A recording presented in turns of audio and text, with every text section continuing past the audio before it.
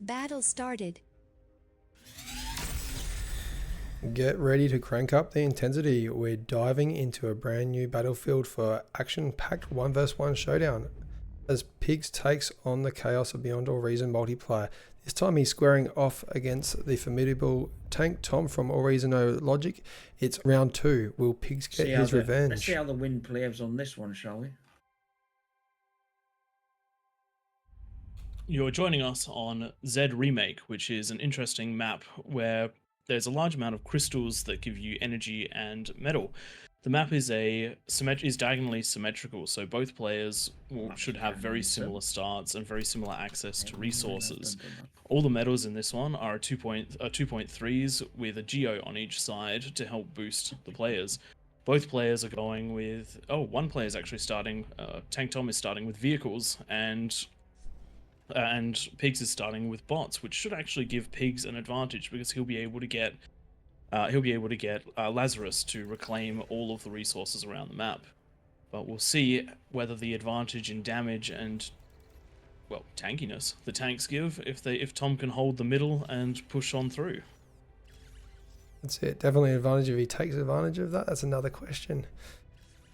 So Yeah. Prater 30 reckons got this one. Because Pigz is going for the bots, I'm going to wait to see whether he actually builds Lazarus. If he does, I'm going to give it to him. If he doesn't, then I'm going to give it to Tom. You can see he's already stalled on the energy, whereas Yep. Tom has not.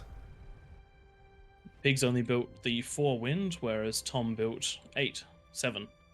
And that extra 1 has made the difference. It doesn't look like we're getting an early Lazarus, which would be used to counteract the energy problems that both players are having. I'm very surprised as well. Pigz did not start his commander in the middle of the 3 mexes, which he learned how to do that. And as such, Tom definitely had a faster start, and he somehow spent less metal than Pigz at the start as well, but getting a bit more out. But you can see Pigz has definite push. Probably would have liked to see a couple ticks in that first composition just to scout, because by the time those units get there, there's going to be a defender's advantage, and you can see those blitz are going to make nice work of the pawns. Still, he'll need more than the 2 blitzes he currently has, though combined with the LLTs, I don't think there's any way for Pigz to push through this. There's 4? Yeah. Oh, he's got 2 off to the side. Actually, I wonder if he's expecting a... Yep, I wouldn't mind seeing Pigz go through the valley instead of across the middle of the map. Using bots means that he has the ability to walk up and down these cliffs, which TANKTOM does not. So we'll see whether that comes into play later this game. Still no Lazarus. Still no Lazarus. Oh no, there is the one. Oh no, he's actually using a construction bot instead of a Lazarus. That's an expensive way to do it, but it still gets the job done. I also want to note that Pigz is expanding this game, so he's taken the lessons from past games to heart and making sure he doesn't leave metal on the table. One thing I prefer with Tom's base right now, he's got that construction turret up and taking his commander out to the front line, so if those units do push, his commander's going to be able to degun and take him out quite early. And Tom has the energy to degun, which Pigz wouldn't even if his comm was up the front. And Pigz has just gone into that construction turret unassisted, so that's going to be a 1-minute build for that constructor. At least he's taking that commander forward. If he was going to leave his comm back in the base, he should have used it to help build the construction turret. Though with metal being so low, it wouldn't have made the biggest difference. Tom's got a fairly strong defense at that midpoint, though I would have loved to see it on the other side of the canyon so that he'd have access to 4 more mexes. He does have that Janus, which is going to do a lot of damage to pawns. Yep, 1 shot from a Janus is quite dangerous. We'll see whether Pigz can manage the range advantage and the maneuverability of the Rocketeers to try and deal with it. Looks like Pigz has got the metal field advantage at the moment. Whether he collects it is another matter. Pigz actually bringing in more metal at the moment. Yep. In fact, Pigz is bringing in 21 metal compared to TANKTOM's 13.5, so it looks like we've got a complete reverse of the previous match. I don't think that Tom has quite the experience playing tanks as he does bots. In particular, taking a very nearly bad trade. You shouldn't lose a blitz when Janus fighting. has arrived. When fighting just, a pawn. make comment on the base that try Pigz is something a setting little up at bit the moment. Mm-hmm. He has gone and Makes built sense. his wins in a big grid. I'm just showing it on my screen at the moment. Where you drag down Shift and Alt into a big square. Now, if you do that and you don't leave a gap in between the wind, they do have the possibility of chain reacting. So what you can do is press Z and X while you're holding down that Shift and Alt, and that'll put the spaces in between those winds. Alternatively, you can drag them out in rows of 2, and that will prevent a chain reaction also. See further than I can.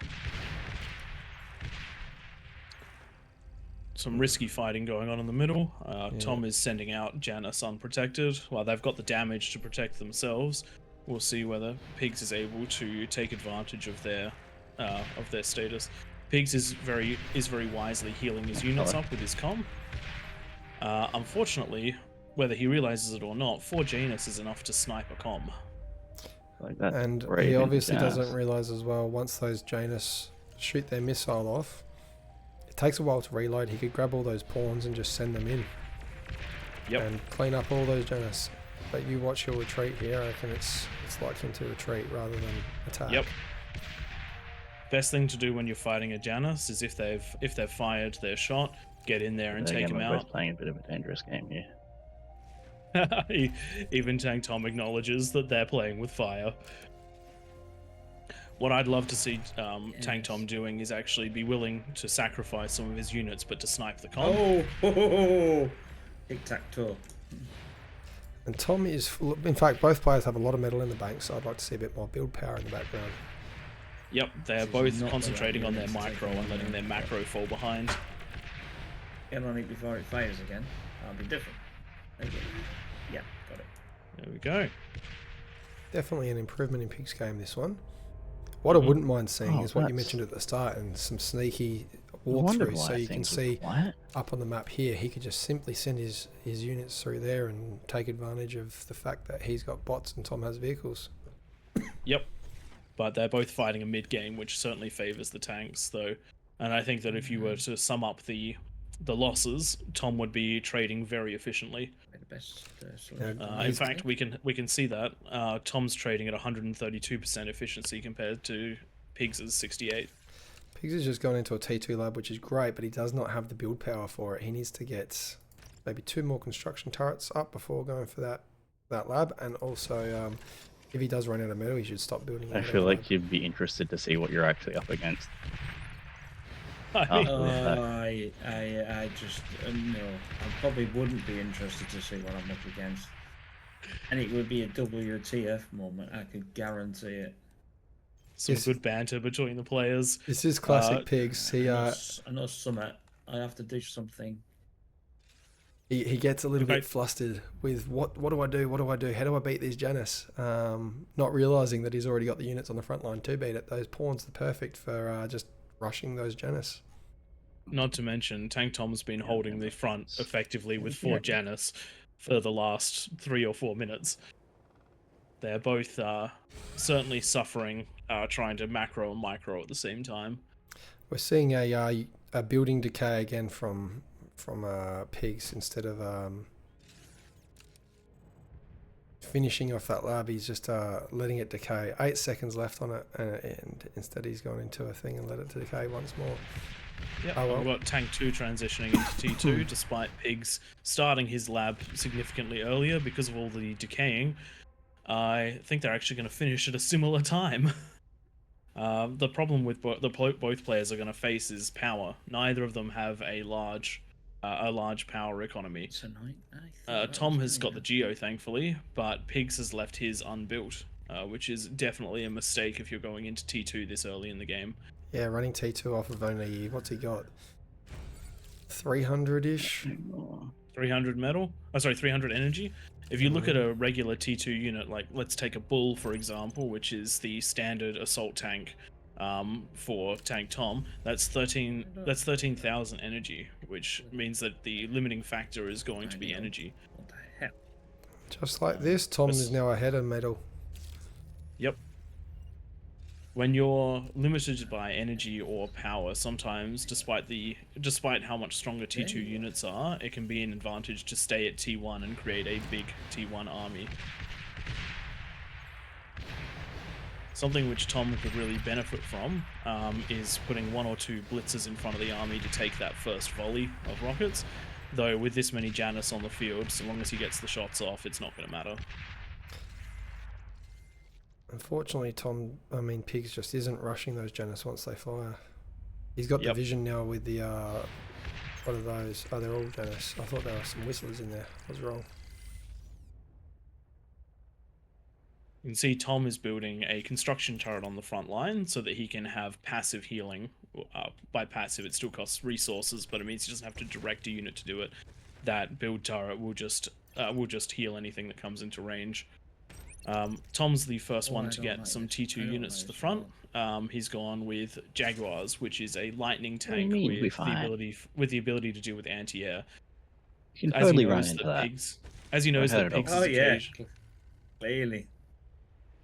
Tom knows Pigz has been trained up by Twig. So what they say is that's all she wrote, you know what I mean? So the opportunity to go into an air transition is a high one, so I actually think those Jaguars are not a bad call. They'll also help greatly with crowd control for all of the T1 units. I'd like to see him get some longer range units so that he can start shelling and pushing Pigz back off the middle. He's getting a T2 constructor, which is great for upgrading the Mexus, but an extra 8 metal in the center would do him good, as well as eliminating some of Pigz's power. Now, Pigz is starting to push forward with smugglers, which are radar jammers, which should give him the advantage in line of sight. However, if Tom were to send those Jaguars in ahead of the Janus, he would have a lot of damage that he could do to Pigz's line. As we saw there, Pigz was able to use his D-gun to take out some of those Janus, but he took just a single Janus shot, and as you can see, his health is down to 69%. Pardon my language, ladies and gentlemen. I think Tom Pigz now really is needs to countering. worry about that commander snipe. Yep. Tom's known in AI games to really push those commanders hard, so Pig's got to watch out. Still undefended pathway through the fourth there. So, as you can see, both armies are actually inside of radar jammer fields at the moment, though Tom's, now it's taken damage, is no longer jamming the radar. The reason that the Hounds were able to shoot the buildings is because any building whose position is already known will stay visible, even as it's looked by a radar. See how effective those Jaguars are? Looks like Tom is going for that comm snipe. Yeah, we're going to get it, I reckon. Oh, but he didn't turn hold fire onto the Janus, which means they're going to have to wait there for a second before they can get the shots off. That's the end of Pigz's comm. GG. I thought you were game having it that close to the front. I thought you were going to move them Januses all in one clump there, and it didn't happen, and that's why I thought, right, I'm going to D-gun because I can get them all, and that actually... Hey, boys. Welcome back to the chat. We called that one. We both predicted the comm snipe. Yep. Once you get the Janus on the field, a comm snipe is one of the fastest ways to victory. A very passive game from both of our players this time. Little skirmishes in the middle, but very little in the way of trying to get run bys and trying to do damage to the base. Pigz, how do you think you went in that game? Slightly better. I was umming and ahhing about, again, a transfer. I was actually umming and ahhing about starting of air and not actually, completely different. But I thought, no, it might be a bit too radical for me. But no. You and I played this map recently, Pigz, and you forgot that your units can... Yeah, remember this is the map where the units can go up and down those cliffs, and you didn't take advantage of that. That's it. It's these on the right hand side. You could have won. You could have won. Yeah. Yeah. I completely. It's funny. I was looking at when I looked at it to start with. I thought I recognise this map, or maybe I don't recognise this map. You know what I mean? And then I looked at it. I thought at the bottom here, this was water. Can you put your bit titles in there or not? No, that's acid. No, so that's No. acid. See, While that's you can if you build in them, the building won't survive. In fact, it's lava. If you put your cursor over it, it says lava. Oh, it's lava, is it? Because it doesn't. Now, Pigz, we make these videos for tutorials for new beginners, and one of our first ones is those 5 things you got to ask yourself at the start of the game, and it looks like you've once again not done that. Yeah, possibly. Yeah, I do make these silly little, like I said, I make the silly little mistakes, and sometimes they don't show at the start. And then I thought he might be going to an air trans, like I know how dirty player you can be. So I was that's grateful always that you never pushed. Yeah, we thought he was going to because he built a bunch of units, but then he just left them halfway. When I was joking about you wouldn't want to see what I had like, was it 4 Janus and 4 2 Janus. LPs? Yep. And that was the entirety of my army. Most of the So if you game. pushed through, you would have killed me and kept going. Jumping over to you, Tom. You decided to go vehicles this game. What made you decide that? Because I figured I'd be able to hold the middle nicely. If I ended up with kind of a critical mass, there's a good chance I could just roll on through. Like if you can break the front line of an army, you can then keep rolling through LLTs or whatever's left until you get to the back of the base. Yeah. Essentially, were you worried about the 3 additional attack avenues you'd be leaving open that bots can traverse and tanks can't? This is why one of the first things I did was set up LLTs across those points, so I at least had something in the way. You didn't have that on the first one. Yep. So if you look in the middle of the map, right in the very middle, you can actually see. I wonder whether that's one as well. Yep. So for players watching, if you just press, if you click one of your units, and one of the next questions I wanted to ask, with the absolute abundance of the crystals around, which provide both metal and energy, we noticed that both of you guys didn't take full advantage of that in the early game. Was that just a lack of knowledge, or was that a decision because you wanted to, because you were looking? Yeah. You did start taking them. I was just wondering whether you realized partway into the game, or if it was just. I realized partway in. I was like, I should have gone bots, but I've already got vehicles at this point, so I'm just going to keep on rolling with it. Well, then because I ended up getting energy, I was like, I don't want to eat them at this point because then I'll just overflow and waste them. Just a quick one for the viewers. If you select a unit and hit F2, you'll be able to see, for the viewers on my screen, these guys can't see it, it'll show you in green on the map where those units can traverse. So if I select Tom's commander, you can see it can walk down those paths there, whereas if you select a vehicle, that's not a vehicle, that's a vehicle, you can see it can only stay on the top plateaus. I did not realize F2 did that. That is good to know. The more you know. Neither did I. Yep. All right, I think on that note, we might. The silly thing is on that bottom right hand side, I built LLT, so something in my mind was saying that can transverse. But what he didn't tell me in my own mind was, wait a minute, you can do that as well. You know what I mean? I'm thinking, oh, he can have bots or something come up here, and then I didn't think in my own mind, well, why don't I send mine down there? It was like that. I don't know why, but as you engage in, you just sometimes you don't think about these things. We would have thought with your heritage being English, you'd be good at invading Pigz, but not this time. And on that note, we'll see you next time. Goodbye, everybody. Thanks for watching.